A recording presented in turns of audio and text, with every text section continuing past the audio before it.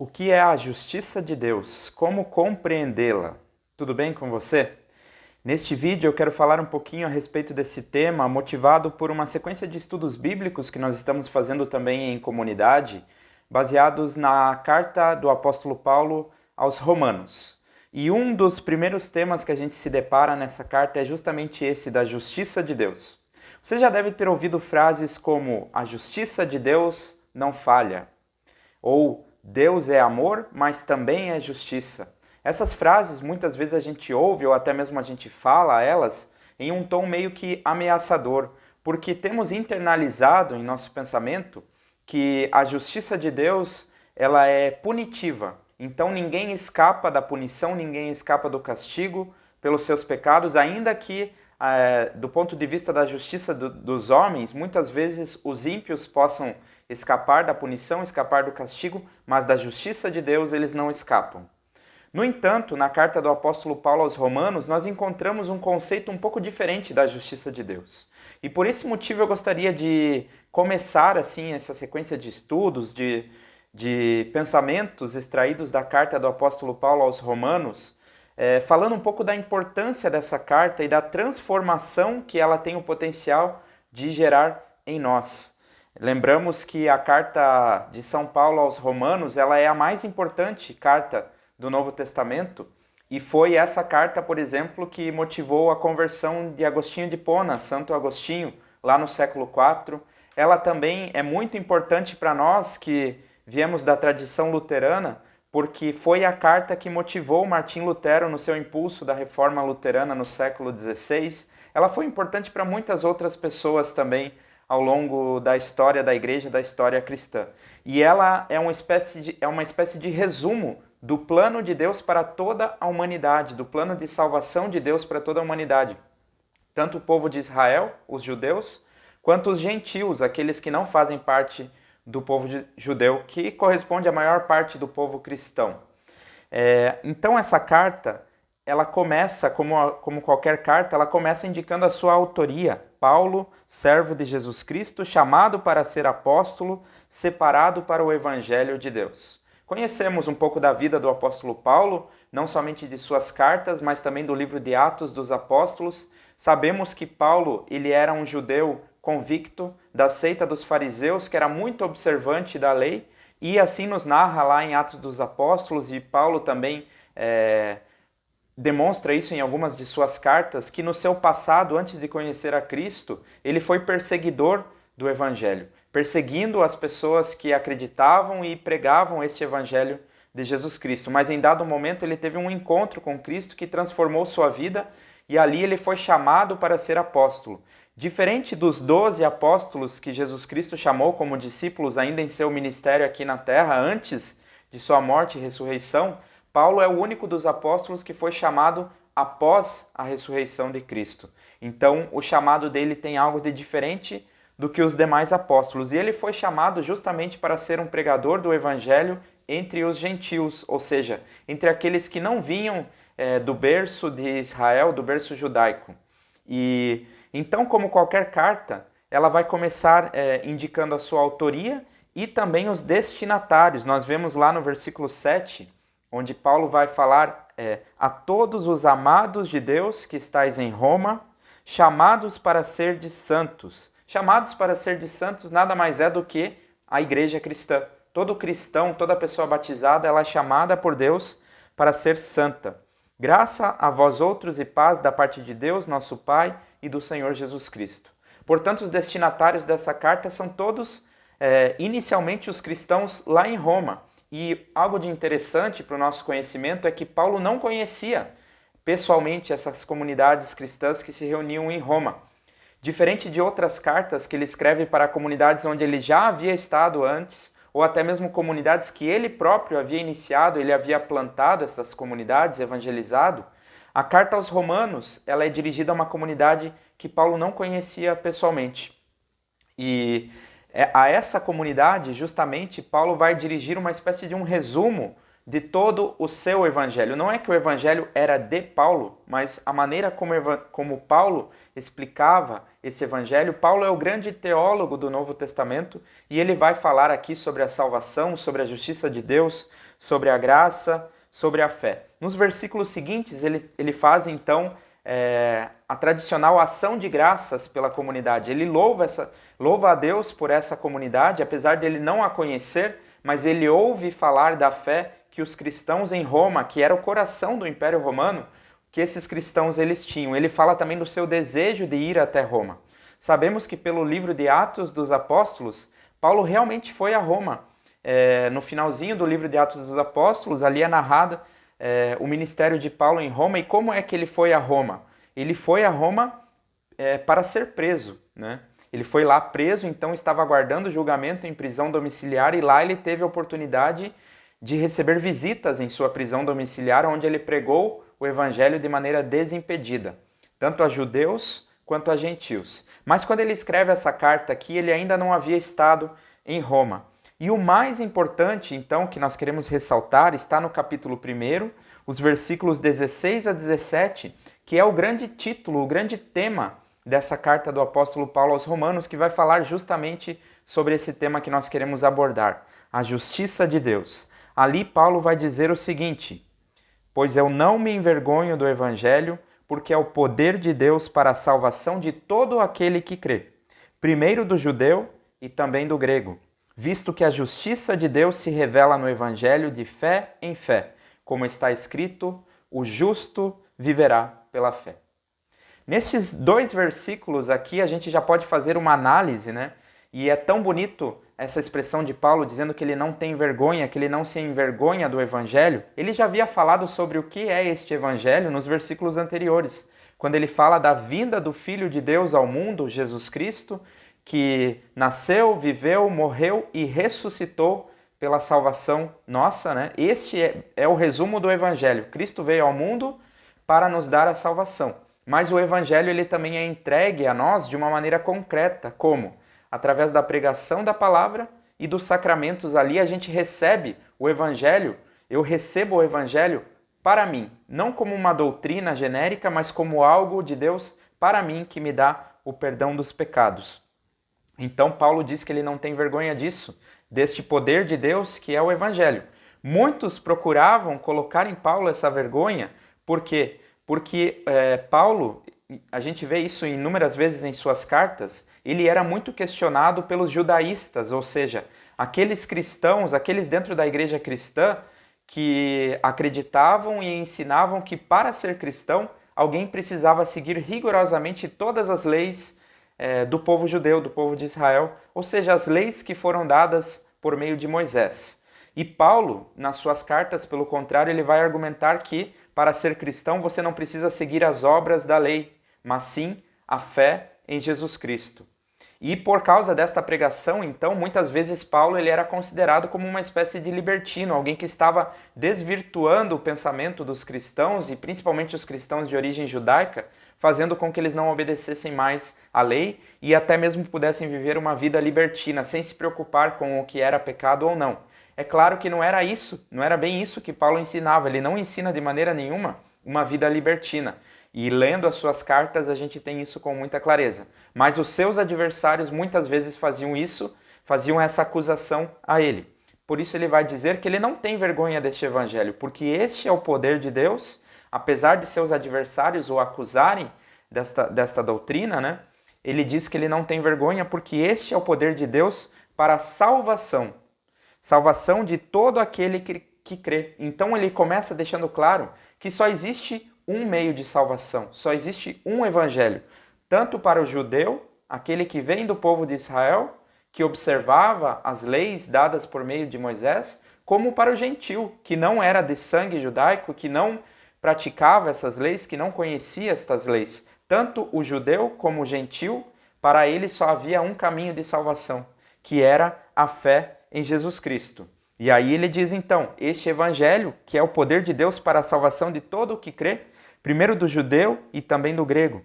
E aí ele continua falando assim, visto que a justiça de Deus se revela no evangelho de fé em fé. Como está escrito, o justo viverá pela fé. Ora, quando Paulo fala que a justiça de Deus se revela, ele está deixando claro que a justiça de Deus, ela não pode ser deduzida a partir da nossa razão, da nossa inteligência, da nossa filosofia, mas ela é algo que Deus revela. E que a justiça de Deus não se encontra, não é revelada na lei. Aquela justiça que nós conhecemos da lei, não somente das Escrituras, mas o ser humano de maneira geral, ele tem intuitivamente algum conhecimento de moralidade, de ética da lei, a justiça que a gente poderia resumir dessa maneira: olho por olho, dente por dente. Se você matou, você morre. Basicamente essa é a justiça da lei, são os princípios que regem as legislações dos países, né? Se você fez algo de mal, algo de ruim, você recebe punição. Se você fez algo de bom, você recebe recompensa. Essa é a justiça humana e é a justiça também conforme a lei. Mas a justiça de Deus é algo diferente, porque ela se revela onde? No Evangelho. É por esse motivo que quando Martim Lutero, lá no século XVI, leu esta carta aos Romanos, ele relata num trecho autobiográfico que ele escreve, dizendo que ele foi inundado de paz e ele sentiu como se os portões do céu se abrissem diante dele, com este versículo que diz que a justiça de Deus se revela no Evangelho. Até então, ele tinha medo da justiça de Deus, ele abominava a justiça de Deus, não a justiça de Deus em si, mas a ideia de que ele seria julgado pela justiça de Deus. E você, será que teria coragem de chegar diante do tribunal de Deus? Será que alguém de nós conseguiria chegar tranquilo diante do tribunal de Deus e esperar pela sua justiça, se fosse essa justiça da lei? Mas a paz inundou o coração de Lutero e de muitas pessoas quando compreenderam isso que diz aqui: a justiça de Deus se revela no Evangelho. Então a justiça de Deus, ela é muito mais uma justiça restaurativa, é uma justiça que cura o que está doente, que salva o pecador, que dá perdão, né?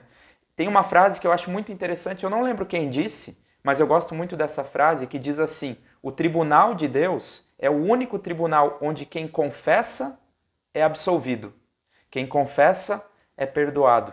Diferente, se você for num tribunal humano diante de um juiz e você confessar um crime, você vai ser punido, você vai receber uma pena. Mas no tribunal de Deus, quem confessa é perdoado, porque Deus não deseja que ninguém se perca. Pelo contrário, Ele deseja que todos nós cheguemos ao arrependimento e, conhecendo o Evangelho de Cristo, então possamos crer. Ou seja, é por meio da fé. Por isso, Paulo continua dizendo: justiça de Deus que se revela no Evangelho, de fé em fé. Vejam, é de fé em fé. Fé nada mais é do que confiança nas promessas de Deus. Se Deus promete o perdão a todo que crê, e Jesus Cristo prometeu isso, quando Ele disse: quem crer e for batizado será salvo. Se Jesus Cristo prometeu isso, eu preciso confiar que se sou batizado e se creio nas suas palavras, então eu tenho a salvação. Então, essa justiça, ela é pela fé, ela começa pela fé, mas ela é pela fé até o fim. Muitos imaginam assim: a salvação começa por meio da fé, mas dali em diante, depois desse momento inicial que é pela fé, então é minha responsabilidade somente. Eu faço, eu preciso garantir a minha salvação dali para frente. E não é assim. A palavra de Deus nos diz que é de fé em fé. Do começo ao fim, ela é por meio da fé. E aí Paulo termina esta fala citando um versículo do Antigo Testamento para ilustrar o seu ensinamento. Ele diz: como está escrito, o justo viverá pela fé. Ele traz uma citação do livro do profeta Abacuque, lá no Antigo Testamento, onde ele diz que o justo viverá pela fé ou pela sua fidelidade. Algumas traduções também trazem, né? Então, fé, essa palavrinha fé, ela vem da mesma raiz de confiança ou de fidelidade. A fé é uma confiança nas promessas de Deus. E a justiça de Deus, da qual o apóstolo Paulo fala aqui, não é uma justiça que Deus cobra do ser humano, mas é a justiça que Deus oferece, que Deus presenteia ao ser humano. Então a justiça de Deus é um presente de Deus ao ser humano que nós podemos receber pela fé. Quando Cristo morreu por nós na cruz, Ele garantiu isso gratuitamente para todos os seres humanos, desde o mais simples até o pior de todos os pecadores. Na cruz, Ele tem garantido o seu perdão. Porém, ele só vai receber isso por meio da fé. Sem crer, sem confiar nas promessas de Deus, eu não tenho como receber aquilo que Deus me prometeu. Eu gosto sempre de fazer essa comparação pensando num cheque. Hoje em dia está um pouco em desuso, mas imagine um cheque. O cheque nada mais é do que um papel, é um documento que você recebe de alguém. Esse documento vem com a assinatura de uma pessoa e vem com um valor monetário escrito. Vamos supor R$1.000. Tal pessoa assinou um cheque e entregou esse cheque para você em pagamento. Ter um cheque em mão significa que você tem aquele dinheiro garantido? Não necessariamente. Uma pessoa que não é de confiança, ela pode te passar um cheque sem fundos. Então você leva um golpe porque aquela promessa ali não era verdadeira. Mas se você confia na pessoa que assinou esse cheque, que ela é honesta, que ela é verdadeira, então você pode ter a certeza de que esse cheque vai ter fundos e você vai lá no banco e você vai receber.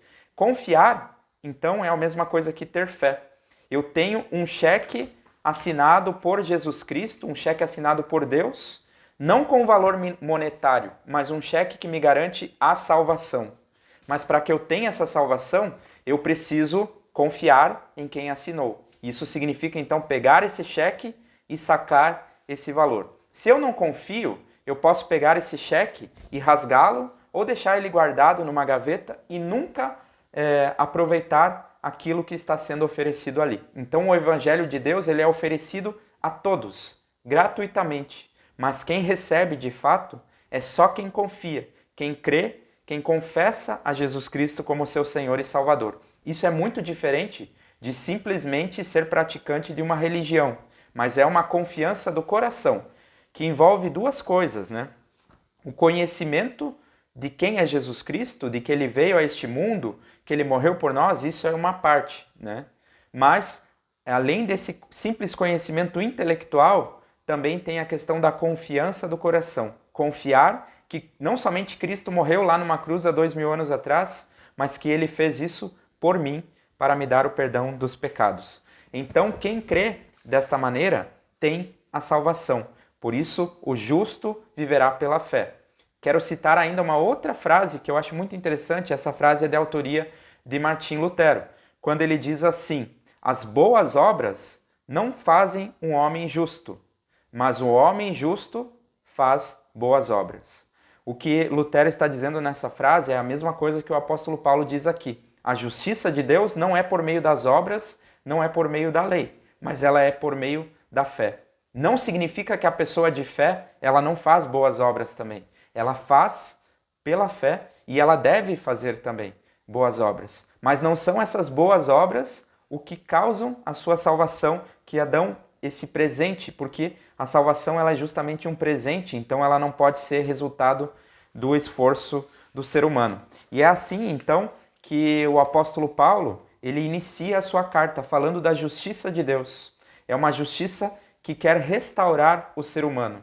E Deus, isso já vemos desde o Antigo Testamento lá, no livro de Ezequiel, por exemplo, é dito que Deus não se alegra com a morte do pecador. Muitas vezes o pecador vai ser levado à morte como consequência de seus atos, dos seus pecados, porque ele não se arrependeu. E a morte aqui que eu digo é a morte eterna, a condenação eterna. Mas Deus não se alegra com isso, embora para muitas pessoas esse pode ser o destino final, né? Mas Deus não se alegra com isso. A justiça de Deus ela é cumprida quando o pecador se arrepende e quando ele vem, então, a crer no Evangelho de Jesus Cristo.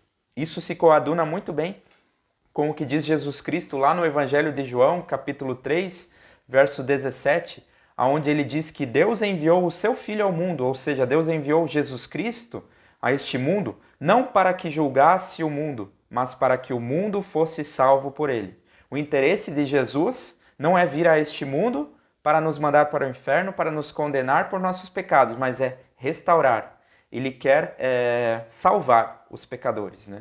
E a todo aquele que aceita a sua oferta e passa a crer, então, em Cristo, ele tem isso gratuitamente. Claro, a gente vai ter que explicar um pouco melhor o que significa esta fé, o que significa a graça de Deus. São muitos conceitos que estão ali na carta aos Romanos que nós precisamos entender um pouco melhor. Mas nós vamos ouvir isso em outros vídeos, né?